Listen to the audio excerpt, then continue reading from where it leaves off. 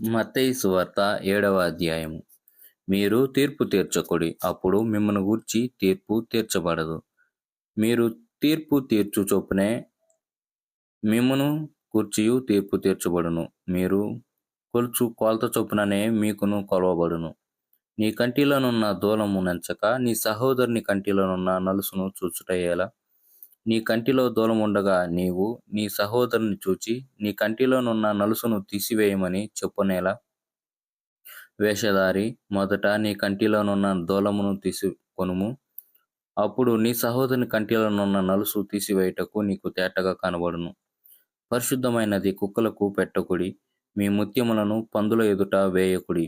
వేసిన ఎడల అవి ఒకవేళ వాటి కాళ్ళతో త్రొక్కి మీ మీద పడి మిమ్మును చీల్చివేయును.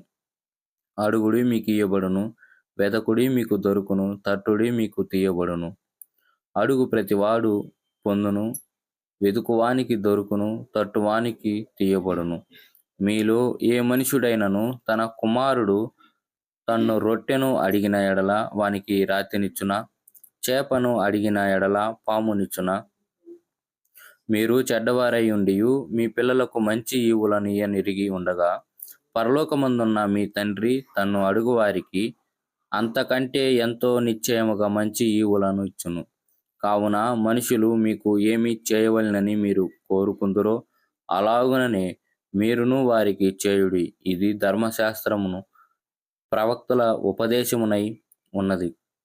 ఇరుకు ద్వారమున ప్రవేశించుడి, నాశనమునకు పోవు ద్వారము వెడల్పును, ఆ దారి విశాలమునై ఉన్నది.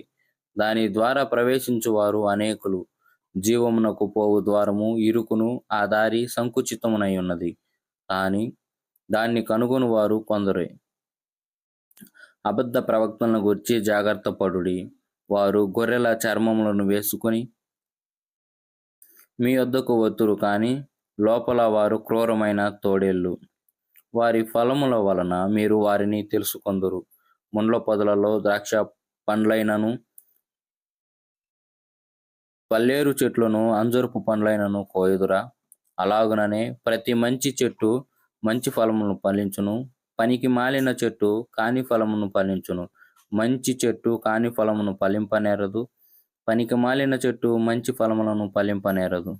మంచి ఫలములు ఫలింపని ప్రతి చెట్టు నరకబడి అగ్నిలో వేయబడును. కాబట్టి మీరు వారి ఫలముల వలన వారిని తెలుసుకొందురు. ప్రభువా ప్రభువా అని నన్ను పిలుచు ప్రతి